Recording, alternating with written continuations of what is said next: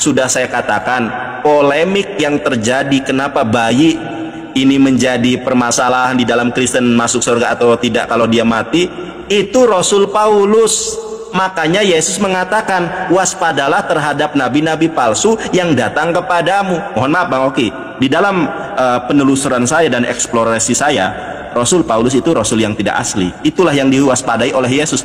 Makanya antara ajaran Yesus Markus 16 ayat ke-16 dengan Roma 5 ayat 12 kontradiksi. Yesus tidak pernah mengajarkan dosa waris. Tiba-tiba datang seorang Rasul namanya Saulus. Setelah dia bertobat menjadi Paulus, siapa yang mati dalam dosa, upah dosa adalah maut. Karena dosa Adam, semua kita menjadi berdosa. Ini biang keroknya.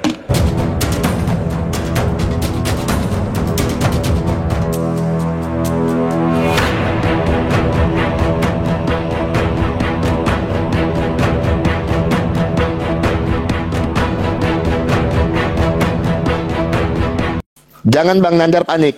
Hadis Muslim 3982. Rasulullah bersabda, orang-orang Yahudi akan terpecah menjadi 71 golongan. Satu golongan akan masuk surga dan yang 70 golongan akan masuk neraka. Dan orang-orang Nasrani terpecah menjadi 72 golongan, yaitu 71 golongan masuk neraka dan yang satu golongan akan masuk surga. Jangan langsung panik Bang Nandar. Saya bawakan hadis ini, jangan langsung panik. Santai ya. Demi zat yang jiwa Muhammad ada di tangannya, sungguh umatku akan terpecah menjadi 73 golongan. Yang satu golongan masuk surga dan yang 72 golongan akan masuk neraka. Lalu beliau ditanya, wahai Rasulullah, siapakah mereka yang masuk surga? Beliau menjawab, yaitu al-jamaah. Pertanyaan saya Bang Nandar, di sini Muslim itu dibagi menjadi 73 golongan. Bang Nandar langsung panik kan, saya bawa hadis ini kan sudah tahu saya. Gitu. Ini di dalam Ibnu Majah 3982 ya teman-teman ya. Muslim itu dibagi menjadi 73 golongan dan cuman satu golongan yang akan masuk surga. Pertanyaan saya, satu golongan itu siapa? Tunjukkan saya data dan dalilnya. Dan yang 72 golongan ini siapa? Tunjukkan saya data dan dalilnya. Bang Nandar, saya minta berbicara menggunakan data dan dalil. 73 golongan, yang satu golongan masuk surga, 72 golongan tidak akan masuk surga.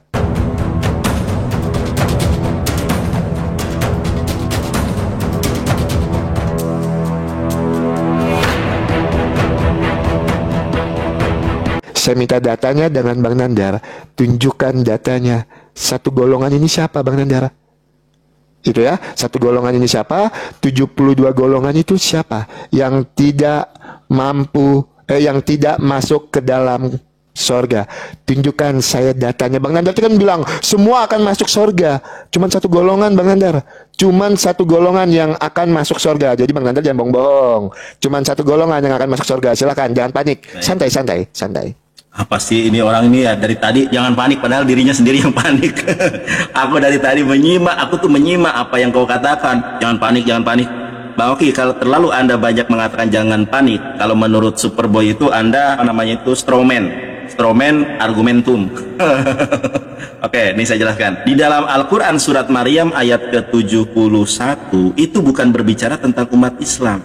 Itu tentang sirot. Ini gambarannya ya. Ini gambarannya Bang Oki. Nah ini sirot nih.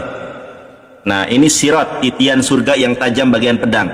Jadi setiap manusia itu bukan hanya orang Islam, orang Kristen, orang Yahudi akan melewati neraka ini, akan mendatangi neraka. Ini neraka nih, akan mendatangi neraka ini. Semuanya Bang, baik orang Islam, orang Kristen, semuanya akan mendatangi neraka ini. Ini neraka nih. Tetapi orang-orang Islam akan diselamatkan ke sini. Semuanya. Jadi bukan mendatangi itu bukan masuk ke sini. Ini loh melewati. Namanya sirot. Makanya sudah saya sampaikan, untuk memahami Quran tidak cukup dengan terjemahan. Sudah saya tadi bilang, Anda kalau mau serius belajar Quran, beli Ulumul Quran. Anda kalau mau belajar hadis, beli kitab Ulumul Hadis atau Mustalahul Hadis. Ini mau berdebat coba modal Google. Saya ini kuliah Bang di Muhammadiyah. kuliah di Nahdlatul Ulama di UIN Sunan Ampel Surabaya. Ya, jadi keilmuan saya ada sanadnya. Kemudian tadi Anda bertanya, Bang, yang selamat di Islam ini satu golongan.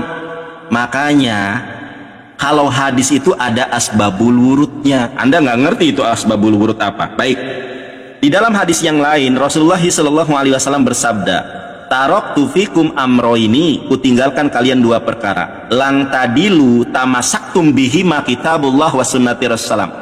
Kalian ini, kata Rasulullah, tidak akan pernah tersesat selama-lamanya selama kalian berpegang kedua amro ini. Apa itu? Kitabullah, Al-Quranul Karim, wa sunnati Rasulullah, sunnah Rasulullah.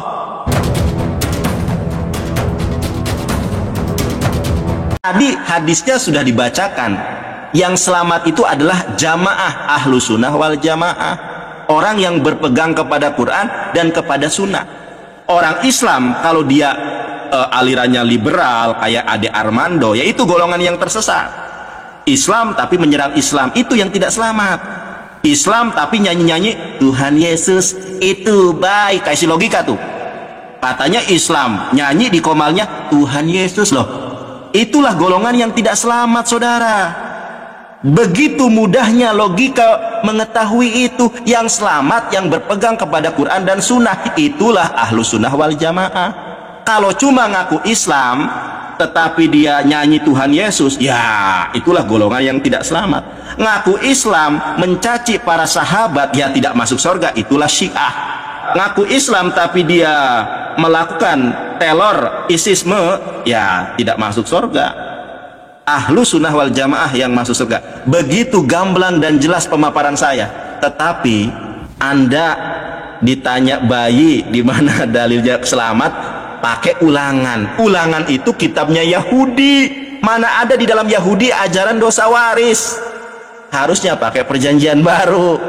Karena sudah saya katakan, polemik yang terjadi kenapa bayi ini menjadi permasalahan di dalam Kristen masuk surga atau tidak kalau dia mati, itu Rasul Paulus. Makanya Yesus mengatakan, waspadalah terhadap nabi-nabi palsu yang datang kepadamu. Mohon maaf Bang Oki, di dalam penelusuran saya dan eksplorasi saya, Rasul Paulus itu Rasul yang tidak asli. Itulah yang diwaspadai oleh Yesus. Makanya antara ajaran Yesus Markus 16 ayat ke-16 dengan Roma 5 ayat 12 kontradiksi. Yesus tidak pernah mengajarkan dosa waris. Tiba-tiba datang seorang Rasul namanya Saulus. Setelah dia bertobat menjadi Paulus, siapa yang mati dalam dosa, upah dosa adalah maut. Karena dosa Adam, semua kita menjadi berdosa. Ini biang keroknya. Bang Nandar, saya tadi menjelaskan kok pakai ulangan. Loh, awalnya saya menjelaskan pakai Matius, perjanjian baru. Saya tambahkan di ulangan. Bang Nandar, saya menggunakan data dan dalil. Bang Nandar, ada ayat Alkitab yang saya sebutkan, beberapa ayat Alkitab yang saya sebutkan dengan Bang Nandar tadi. Dari kitab ulangan berapa tadi? Ulangan 1 ayat 39, saya sebutkan untuk Bang Nandar. Di dalam Matius, saya sebutkan Bang Nandar. Satu yang jadi poin pertanyaan saya. Ketika saya bertanya dengan Bang Nandar melewati sirat mendatangi tadi, kenapa Bang Nandar menjawab menggunakan gambar?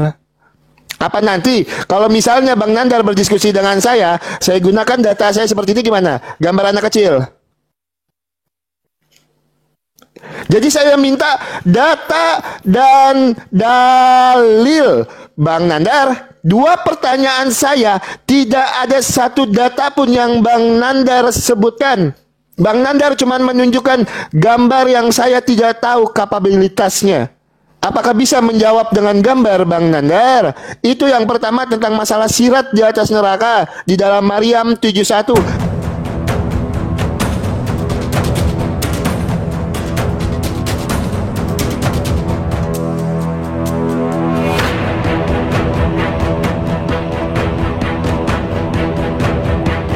Dan yang kedua, pertanyaan saya tentang 72 golongan ini yang tidak akan masuk ke dalam sorga, datanya mana?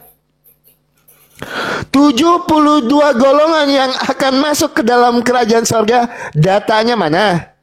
Terus satu golongan al-jamaah yang akan masuk ke dalam kerajaan surga ini, datanya mana? Tidak ada data yang Bang Nandar sebutkan. Tidak ada hadis, tidak ada Al-Quran. Bang Nandar cuma menyebutkan gambar. Makanya saya bilang tadi, kalau saya bawa hadis Ibnu Majah 3982, Bang Nandar mulai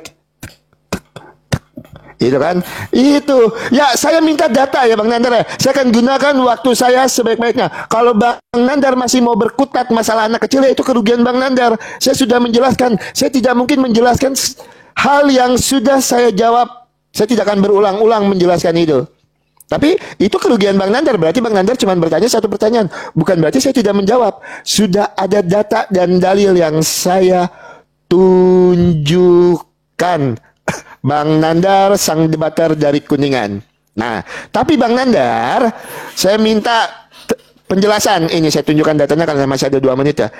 Saya bertanya tidak asumsi, tidak berdasarkan apapun. Saya bertanya berdasarkan hadis Ibnu Majah 3982. Di sini tertulis ya, sungguh umatku akan terpecah menjadi 73 golongan.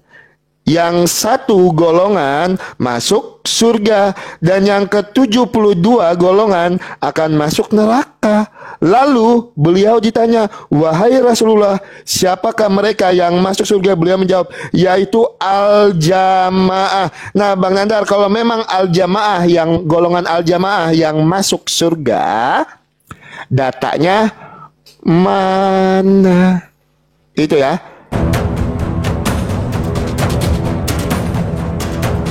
Datanya jangan pakai jembatan, gambar. Jadi saya tidak mau Bang Nandar, karena nanti saya jawab Bang Nandar pakai gambar juga dong.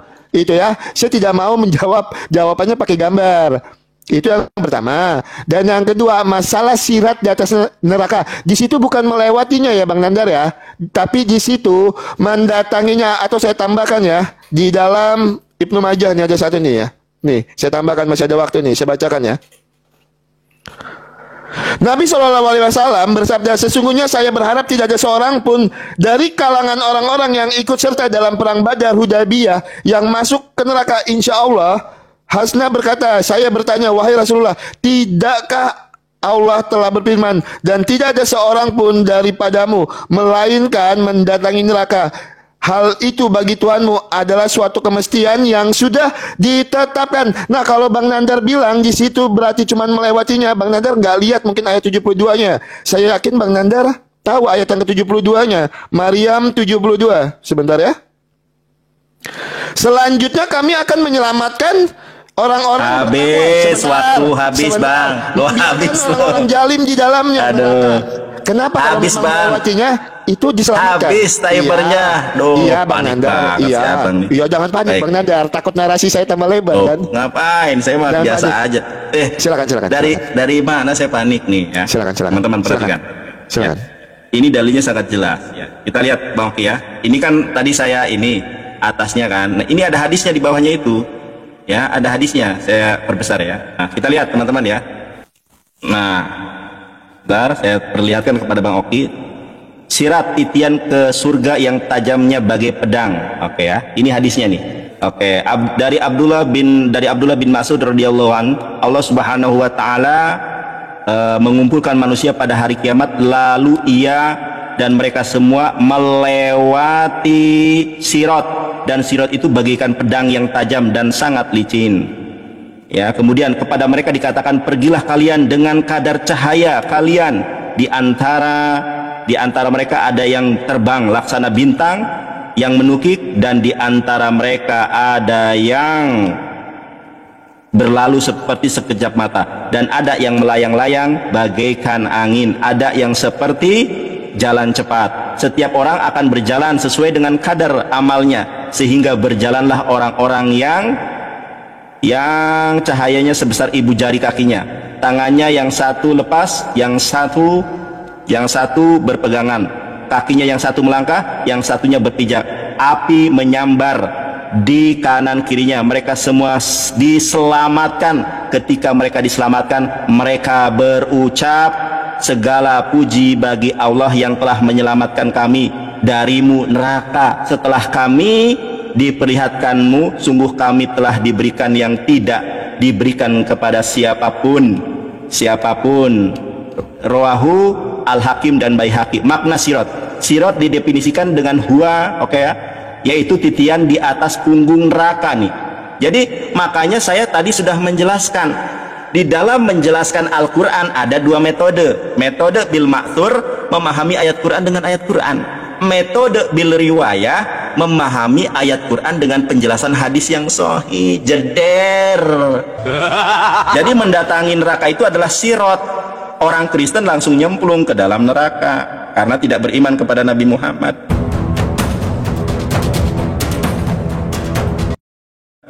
Pertanyaan saya nggak dijawab. Bagaimana orang Kristen bisa selamat? Bayi nggak ada jaminan keselamatan. Bang, coba berpikir dan buka hatimu, bang. Ini zaman akhir, bang. Kalau Anda mau selamat, masuklah ke dalam Islam. Yang menjadi biang permasalahan dari semuanya ini Rasul Paulus.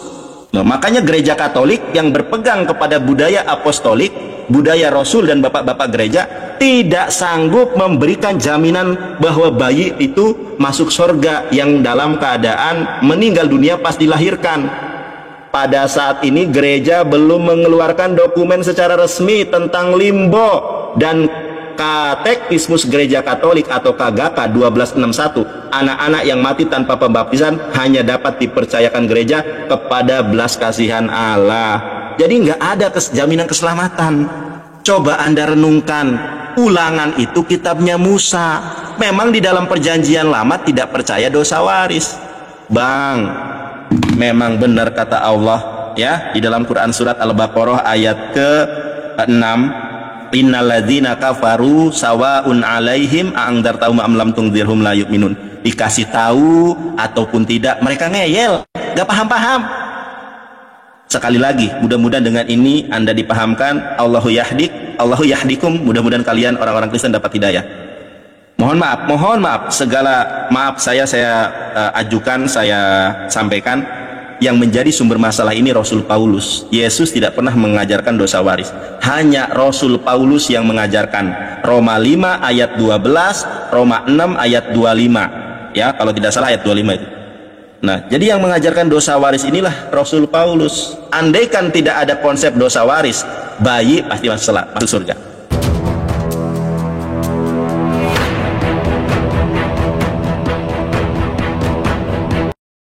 Anda tahu nggak bayi? Jedor. 5 menit aja. Biar enak. Aduh. 5 menit. Biarkan penonton yang menilai Ya, siapa yang buat panik dan yang sebelum tidak. saya mengakhiri closing statement saya mau sampaikan dulu untuk Bang Nandar. Bang Nandar tadi menyebutkan hadis yang sahih. Mohon maaf Bang Nandar, hadisnya hadis berapa, nomor berapa? Kok tidak disebutkan? Seperti apa kami mau cross checknya ketika Bang Nandar tidak menyebutkan hadisnya nomor berapa? Bang Nandar, hadis apa nomor berapa yang Bang Nandar sebutkan itu? Yang Bang Nandar bacakan tadi kan tidak Bang Nandar sebutkan. Bang Nandar cuma menyebutkan di dalam Islam itu ada 2 hal ketika kita ingin mengetahui. Harus dengan hadis yang sahih. Tapi Bang Nandar tidak menyebutkan hadisnya apa, nomor berapa. Itu ya Bang Nandar ya, santai Bang Nandar. Makanya sambil minum dulu nggak apa-apa. Jangan panik ya kan. Habis ini dimarahin saya. Itu yang pertama. Dan yang kedua, Bang Nandar jangan pura-pura lupa. Bang Nandar, 72 golongan itu siapa? Kok nggak disentuh?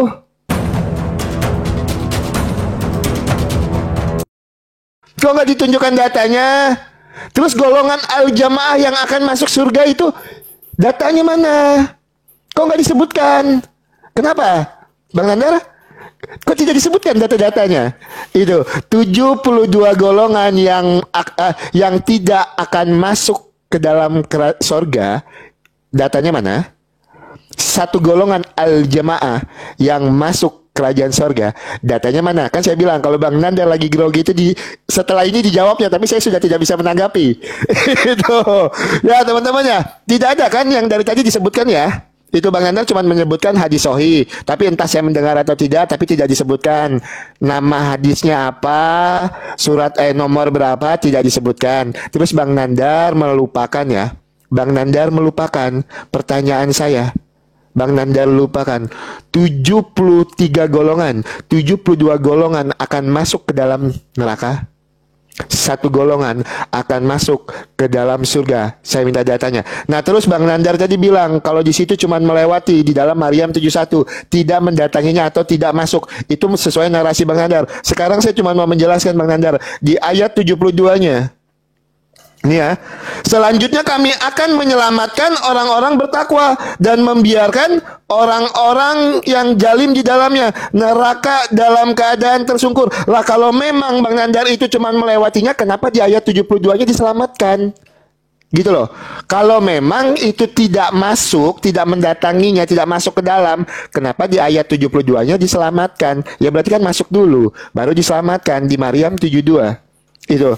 Jadi jelas sekali ya teman-teman ya, di dalam iman kekristenan memang tidak tertulis secara eksplisit di situ bayi ya. Tetapi anak-anaklah yang empunya kerajaan sorga. Di dalam Ulangan 1 ayat yang ketiga seperti yang saya sebutkan tadi, anak-anak itu tidak tahu hal yang baik dan yang jahat, maka dialah yang empunya kerajaan sorga. Kalau jaminan keselamatan di dalam iman kekristenan itu jelas sekali. Ketika kamu mau selamat, Roma 10 ayat 9 sampai dengan 10. Jika dengan mulutmu kamu mengaku bahwa Yesus adalah Tuhan dan Allah telah membangkitkan dia dari antara orang mati, maka kamu akan diselamatkan. Ayat yang ke-10 sebentar ya, saya lupa. Roma 10 ayat 9. Ya, ayat yang 10. Karena dengan hati orang percaya dan dibenarkan dengan mulut orang mengaku dan diselamatkan. Jelas konsep keselamatan di dalam iman Kristen. Yohanes 3 ayat 16. Karena begitu besar kasih Allah akan dunia ini, sehingga ia mengaruniakan anak yang tunggal, supaya setiap orang yang percaya itu tidak binasa, melainkan beroleh hidup yang kekal. Kalau kita tidak mau mati di dalam kebinasaan, kita mau beroleh hidup yang kekal, maka kita harus percaya Yohanes 14 ayat yang ke-6. Akulah jalan kebenaran dan hidup, tidak ada seorang pun yang dapat sampai kepada Bapa kalau tidak melalui aku. Jadi iman Kristen itu jelas sekali konsep keselamatannya. Agama Kristen itu jelas. Bang Nandar, waktu saya 10 detik saya ingatkan data Bang Nandar. 72 golongan, satu golongan, sama hadis apa tadi? Silakan Bang Nandar. Bubuk. Oke, bubuk. Baik. Bang Nandar bubuk. Dan ngomong gitu nggak enak. Baik. Sampai deg-degan. Bang Oki sudah saya jelaskan berulang kali. Bang Oki, hadis tentang sirat itu masyhur. Banyak. Mutawatir, ini salah satunya nih. Aduh Bang, oke, ini hadis riwayat Bukhari ya, hadis riwayat Muslim. Ini ada juga di dalam hadis ini ya. Dari Abu Hurairah radhiyallahu an, ia berkata Rasulullah sallallahu alaihi wasallam telah bersabda, lalu diutuslah amanah Ar-Rahim, keduanya berdiri samping kiri kanan sirat tersebut. Orang pertama lewat sirat kilat seperti orang yang pertama lewat seperti kilat. Aku bertanya dengan bapak dan ibuku, aku korbankan demi engkau, adakah sesuatu seperti kilat? Rasulullah SAW, ya tidaklah kalian pernah melihat kilat bagaimana ia lewat. Oh, ini hadisnya banyak banget nih. Oke, satu yang ini ya. Ya, nomor berapa? Sebentar astagfirullah si Oki ini waktu saya Bang Oki, tolonglah. Nah, mereka berjalan sesuai dengan amalan mereka. Nabi kalian waktu itu berdiri di atas sirat sambil berkata, ya Allah selamatkanlah, selamatkanlah, sampai para hamba yang lemah amalannya sehingga datang seorang lalu ia tidak bisa melewati kecuali dengan merangkak. Beliau menutur lagi, dari kedua belah pinggir sirat terdapat besi pengait yang bergantungan untuk menyambar siapa saja yang diperintahkan untuk disambar, maka ada yang terpleset namun selamat, dan ada pula yang terjungkir ke dalam neraka. Itulah orang-orang Kristen yang menyembah manusia, itu masuk neraka. Ini dalilnya banyak. Anda cek aja ya. Rawahu Muslim. Sebentar. Kalau hadis itu, kalau nomor itu tergantung penerbitnya. Itu hadis rawahu Muslim. Bisa Anda cari sendiri kan, Anda punya aplikasinya. Anda lihat di bab akhir jamaah, bab neraka ya. Di situ ada, brother, dicari. Ini saya waktu ngomong dipotong-potong, itulah ya. Kalau tanda panik itu kalau orang berbicara dipotong-potong. Itulah teman-teman, saya hanya menyampaikan, mudah-mudahan Bang Oki paham. Dan mudah-mudahan tadi saya sudah menjelaskan tentang 72 golongan, hanya Anda saja yang tidak mau memahaminya. Saya sudah sampaikan itu. Taraktu fikum amroini lang tadilu tamasaktum bihima kitabullah wa sunnati rasulullah. Waktu saya tinggal sedikit, nanti di lain kesempatan bisa Anda cari sendiri, ada itu hadisnya. Taraktu fikum amroini lang tadilu tamasaktum bihima kitabullah wa sunnati rasulullah.